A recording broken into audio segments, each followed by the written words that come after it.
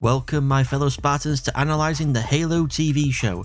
I'm your host Samuel034 aka Triple S, and in this video we'll be analysing the first episode of the first season, Contact. I'll be going through what I like and dislike about the episode, how it compares to and fits with other Halo media that I am knowledgeable of, and also bring up anything I find interesting or noteworthy enough to mention. There might be spoilers for future episodes and other media related to Halo as well, so you've been warned. Also, I would love to hear your thoughts on this video and what other movies, TV shows, etc. you'd like to see me cover, so please let me know in the comment below. With all that said, let's begin. Number 1. And right off the bat, we already have our first differences to the blue timeline. In 2528, in the blue timeline, the fall of Madrigal occurred. Whilst the UNSC engaged the Covenant, the planet's insurrectionists evacuated as many civilians as possible to the asteroid cluster known as the Rubble. But as we see in the silver timeline, despite it being 2552, Madrigal hasn't yet been glassed. This also makes me wonder if in the silver timeline, Madrigal is still the closest planet to Harvest, just as it is in the blue timeline, because it raises the question of why the Covenant will glass one human planet but then completely ignore its next door neighbour. And yes, Harvest does exist in the silver timeline and was glassed prior to 2540 according to the high charity entry on the website halotheseries.tv. Also, fun fact, both Edward Buck and Fel Vadami, aka the Arbiter, both participated in the fall of Madrigal. Number 2. I've heard people have a problem with Kwan's hairstyle, calling it ugly or that it makes her look ugly, and all I can think of when I hear people say that is this scene from Lizzie McGuire. Like, yeah, in your opinion, how they look may seem weird and unattractive, but equally, in their opinion, how you look may seem weird and unattractive. Number 3. Just like on Earth, if there are teenagers and there are drugs, there will be teenagers doing drugs. That's just one of the constants of the universe. Number 4. I'm glad they don't shy away from the brutality of what getting hit by a giant blob of plasma would actually do to a person. God damn. Number 5. Jesus, does this guy not have like any access to a place to be able to clean himself up or something? Number 6. I guess the elites left Kwan alive so as to follow her to wherever she's running to, because really they should have caught up to her and killed her long before she made it back to the outpost. Number 7. Not sure why Ruben is telling Bodhi Rook from Rogue One and Moses to stay low like they're being shot at and try not to get hit. Number 8. Where the hell is this guy looking? Everyone's looking in the direction Kwan just came from, but this guy is just doing his own thing. You want to be different! And why is this person hiding in a tent? If they aren't fighting, shouldn't they be in the vault with Kwan? Number 9. I'm sorry, but did physics decide to take a holiday here? This elite smashes into the vehicle, and instead of flipping away from the elite, it flips towards them? How does that make any kind of sense? Number 10. Did I really just hear? Number 11. Professor here says he believed the Covenant was just UNSC propaganda, and I know a lot of people take issue hearing that, because how can he and potentially others not believe the Covenant is actually real? Well, they could just believe it's a UNSC psyop because there is precedent for Oni doctoring footage before releasing it on the news, 1984 Ministry of Truth style, to make it appear the war with the Covenant is going better than it actually is in the Halo mythos, and in this episode, Kwan later says to Miranda that they know the UNSC can alter footage to look however they want. And with Madrigal being an outer colony world and an insurrectionist world to boot since 2535, they probably don't get many visitors, especially recently with people presumably fleeing the Covenant and likely heading coreward for military protection against the alien threat. So these insurrectionists, only getting their news via inter-system news, could just believe all of it is fake. There is no alien threat, and Oni and the UNSC are just making all of it up as a cover for other military activities, or to boost support and public opinion of the UNSC. Or the professor is just one of those nutcases who believe the Earth is flat, the Holocaust never happened, or the moon landing did happen, which of course it didn't, because just like elephants, the moon obviously doesn't actually exist. What could make it more believable that people think the Covenant is just UNSC propaganda would be if the war hasn't actually been going on for that long.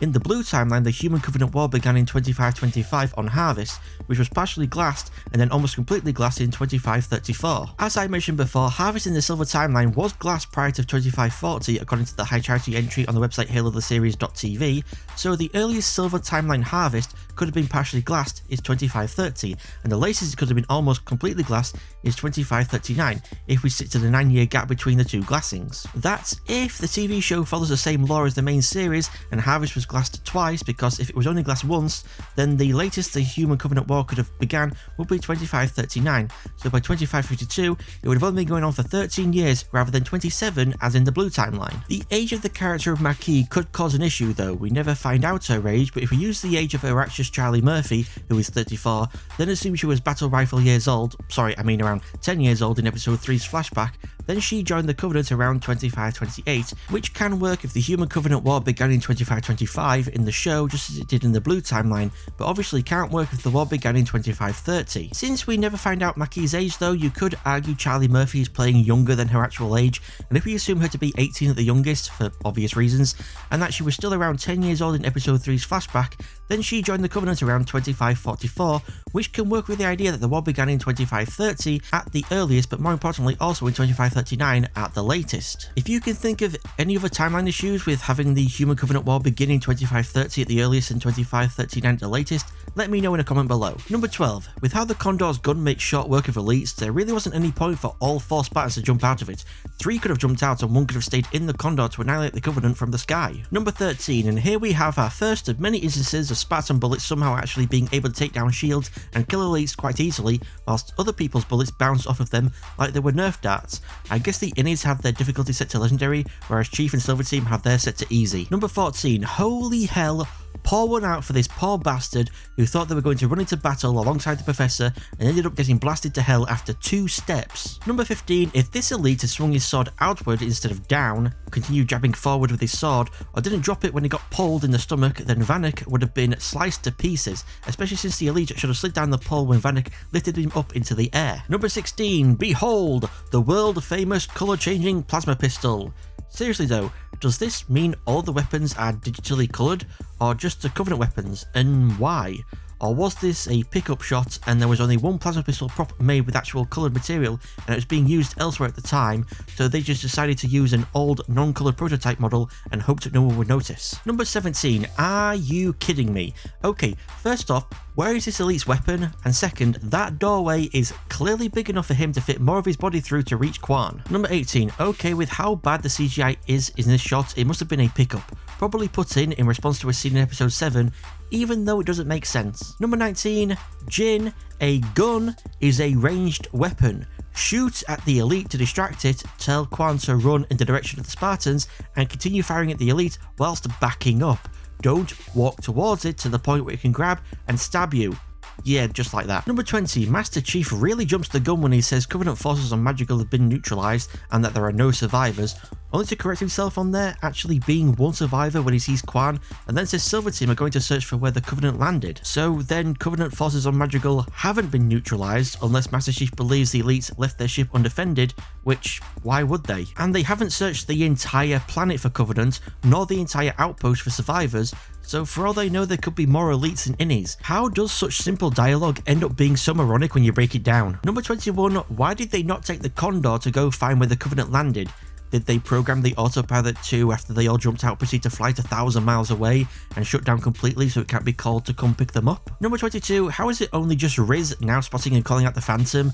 I mean, they're heading straight for it, so they must have spotted it whilst flying around in the Condor, but could they not remember exactly where it was? Though even then, all the Spartans, not just Riz, should have spotted it long before now. Number 23, I do like this transition from third person to first person. It's just like the games. No, but seriously, it is a nice touch. I do actually like it. Number 24. Cave network does not appear to be a natural formation. This cave is not a natural formation. Someone built it, so it must lead somewhere. I find it funny that this line is actually less "oh really" inducing in the show compared to in Combat Evolved. Number 25. Observing debris consistent with plasma cutters. Number 26. Grey armor, plasma rifles, energy swords, and now active camo. So these aren't elite miners, they're stealth elites, which makes sense why Silver Team could take down their shields so quickly, since stealth elites have shields that are weaker than even minor elites. Number 27, gee, it would have been helpful if there had been a Condor in the air with its gun trained on the cave entrance ready to blast anything that wasn't human trying to get out, or give chase to a Banshee fleeing the scene, or hell, even spot the Banshee parked nearby beforehand. Number 28, this elite's camo lasted for less time than the Arbiter's does in Halo 2. Number 29, so this elite escapes in a Banshee. Okay, but where is he going to go? Are there actually other Covenants on the planet he's trying to hook up with? Is that Banshee space capable, like the ones we see in Halo Reach, and he's flying to, say, a hidden nearby Covenant cruiser, which will slit space to high charity? Or do the Banshees in the Silver Timeline come equipped with slit space capability? Or maybe it isn't the Banshee that's slit space capable, but the Phantom. Instead of a large Covenant ship hiding near Madrigal, it's a slit space capable Phantom, and the Banshee can somehow dock with it. Number 30. When was the decision actually made to take Quan to Reach? Was it when Chief reported that there was actually one survivor and then they just left her to pick her up later? What if she had run off instead of randomly deciding to follow you, Chief? She's an innie, or at the very least the daughter of an innie leader, so Silver Team should have arrested her immediately. Or did Chief decide to take Quan to Reach when he saw her lying unconscious on the ground?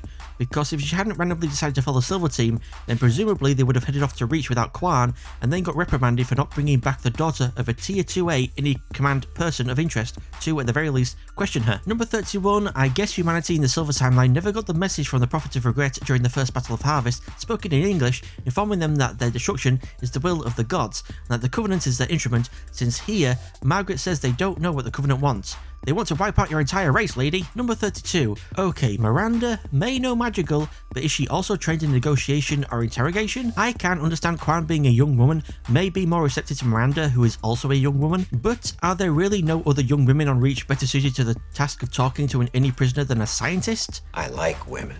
I've just got a little problem with scientists. Number 33, in the blue timeline, Halsey actually flash cloned herself 20 times and enhanced their neurophysiology at the expense of making the flash clones malformed. If Silver Timeline Halsey had done the same thing, then this room would have looked more like the room of clones Ripley finds in Alien Resurrection. Number 34, why is Mercy being escorted by what looks like 2 stealth elites? Where are the honor guards? Number 35, the Covenant not speaking English worked in Combat Evolved because you weren't meant to connect with them and you didn't have to understand what they were saying, but that changed in Halo 2 when you were meant to connect with them, and that was made easier by having them speak English and not have to read a bunch of subtitles. So on the one hand, I can see why in this show they have the Covenant speaking not English, since this is pre-Combat Evolved, just like Halo Reach, and also why would the Covenant stoop so low to have everyone who has to interact with McKee learn English instead of just making McKee learn whatever language the Covenant speaks. But on the other hand, this show is presenting the Covenant in much the same way as in Halo 2, and the Covenant and McKee speaking not English here makes it more difficult to connect with them, just as how it would have been more difficult to connect with the Covenant if they spoke not English in Halo 2. This is most likely why in Avatar The Way of Water, James Cameron included a scene of Jake Sully saying he's so used to the Na'vi language, it's just like English to him now, and from then on the audience hears them mostly talking English, even when it's Na'vi speaking to Na'vi. They're not actually speaking English, it's just what Jake and in turn we are hearing. I don't know how they could have done something similar in this show, but it would have been good if they did transition away from the Covenant speaking not English to English. Number 36, the architecture of High Charity is also significantly different to what we see in the blue timeline, a lot less purple and more mushroom-like. Take this shot of Mercy and this shot of what I assume to be the show's version of the Sanctum of the Hierarchs from the next episode, and look at how the walls resemble the gills of a mushroom, you know, the part on the inside of the cap. I can only assume those who designed the interior of High Charity for the show saw how it looked like a mushroom on the outside in the blue timeline, kept that the same, but then decided to take artistic license to also make the inside of it look more like a mushroom. Number 37, I can understand people having an issue with a human being a part of the Covenant and Mercy stooping so low as to go to her rather than have her brought to him, but I think it's jumping the gun to say, they've ruined Halo, they don't understand the lore at all, never in a million years would the Covenant allow a human to join them. Were these people so blinded by their hatred for the writers of the show that it never crossed their minds that there might actually be an explanation for the Covenant allowing McKee to live and even calling her the Blessed One? I'm not saying I don't have issues with the explanation, but at least one was given. Like, I get the Covenant keep McKee around because she's able to activate foreigner technology, but that doesn't mean they have to treat her like royalty to get her to cooperate. She doesn't have to willingly cooperate, they could just keep her locked away out of sight and kept alive intravenously or in stasis and bring her out whenever they need her to touch some foreigner tech. This does raise the issue that it was apparently what McKee refers to as a spirit that drew her to Madrigal, and that's how the Covenant found the keystone in the cave, but it's never stated that the spirit only drew her there when she was touching other foreigner tech or just in general. In either case, if McKee was being held as a prisoner by the Covenant, why would she volunteer this information to them? Isn't like she can exchange it in return for her freedom. The Covenant would never let her go, what with her abilities to activate foreigner tech. Also, is it not confusing for the rest of the Covenant to know the Blessed One is a human, yet they are at war with humanity? Or is every member of the Covenant that has to interact with McKee sworn to secrecy and then later quietly executed to ensure the secrecy of McKee's existence? I actually address this issue in the show and of the games with, say, like Tartarus using humans to activate foreigner tech, even though they're supposed to be at war with humanity, in my video comparing 1984 to Halo, so go check that out. It's a really good video, I think. Number 38, I find the image of Chief closing this box around the floating keystone, making sure not to touch it, hilarious. What if he did that, but the keystone just refused to move and just sat there in a floating box? Number 39, the only defense I could think of why Quan doesn't go along with the UNSC's plan of having her warn other colonies about the Covenant is because she sees that as her just being used as a tool to help out the people she's hated for her whole life. Besides that, I absolutely agree on how moronically emotional she acts here. Quan, you watched all your friends, your dad, and everyone else at your outpost die at the hands of the Covenant. Ergo, you should be quite mad at the Covenant right now and be wanting to get revenge against them, even if it means helping out the people you hate just a little bit. It's like if Eren Yeager in Attack on Titan saw his mum get eaten by a Titan, but he never declares he will destroy all the Titans, and also refuses to help out the royal government when they ask him to issue a statement of support for the various military branches who are taking on the Titans because he doesn't like the garrison. Number 40. Independence for Madrigal. That's what my dad wanted, so that's what I want. Excuse me, but at the start of the episode, didn't you say you wanted to leave Madrigal ASAP? You even referred to it as a stupid rock. Oh, but because your dad was murdered by an alien, you now all of a sudden want to carry on his legacy of freeing Madrigal from the UNSC? Number 41. Commander Shepard, you are requested to scan the response center. I'm Commander Shepard, and this is my favorite store on the Citadel. Number 42, I'm not gonna lie, Chief's nuts, bolts and microchips joke always gets a smirk out of me. What you say is heresy. I'm sorry. Number 43, with how well known Quan says Master Chief is, with him apparently being featured on the news a lot as humanity's best weapon, that might explain why Jin chose to shoot at Chief instead of continuing to shoot at this elite. He recognised him as being his wife's murderer. Though Jin did just think he witnessed the murder of his daughter by the elite, so shouldn't he be more mad at the alien and the Spartan? I guess like father like daughter, they both chose to for some reason hate the UNSC more than the Covenant at the wrong time. Number 44, I get why everyone on Reach is concerned about why Chief isn't following orders and is disabling cameras and such, because he's essentially just a machine that you put into command and he's supposed to execute it immediately without question. What makes no sense though is why order Chief to kill Quan ASAP at all. Does no one want to question her even a little bit? Maybe trade her back to the Innis on Madrigal in return for something or someone? Or just, I don't know, keep a prisoner? We never get any explanation as to why Chief has to Article 72 Quan before they arrive at Reach. It's as if they think for some reason Quan is a significant threat to either Chief or Reach and must have a bullet put in her head immediately. Number 45. It's just a neurochemical glitch caused by a power surge to his prefrontal cortex. Number 46. So they can remotely lower Chief's suit oxygen, but they can't remotely armor lock him? Maybe it's a safety measure so like some villain gets access to the Spartan armor systems, they can't freeze them in place to make them easy pickings. I mean, sure they can do what the UNSC does here and lower the suit oxygen, but if the Spartan isn't in a place with no oxygen, then they could just take off their helmet to breathe. Though I guess that would also make them more susceptible to headshots. Number 47, Margaret asking if Quan will survive the oxygen being lowered can be read in two ways, I think. The first is Margaret wanted to make sure that this will kill Quan, and the second is Margaret wanted to make sure that this won't kill Quan. Halsey obviously interpreted Margaret asking this as being the former, and Margaret could have then said something like, oh I just wanted to make sure this will kill her. But she must have actually said the opposite, because we then get a shot of the oxygen level, the Condor holding it around 40%, the same as Master Chief to knock him unconscious. Margaret, for God's sake, do you want Quan dead or not? Make up your mind, woman. Number 48, so Chief, who is somehow conscious but shouldn't be, turns the oxygen flow back on in the Condor. That's great for Quan, but the oxygen is still set at 40% for him inside his suit. I can only assume Chief then took his helmet off to be able to breathe again, overrode the people that reached his ability to affect his suit's oxygen, turned it back up to 100%, and then put his helmet back on. Number 49. I'm 99% sure this is the only time before Chief takes his helmet off that he does this opening/disconnecting thing, which actually kind of reminds me of the whole process a predator has to do before taking off its mask. Number 50.